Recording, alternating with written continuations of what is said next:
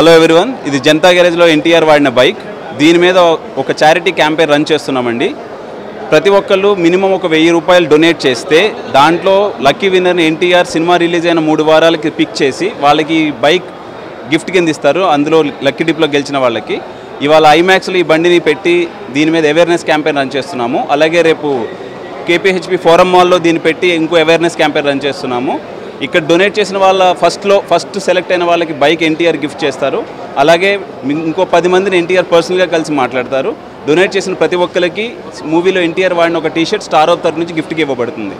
Thank you everyone.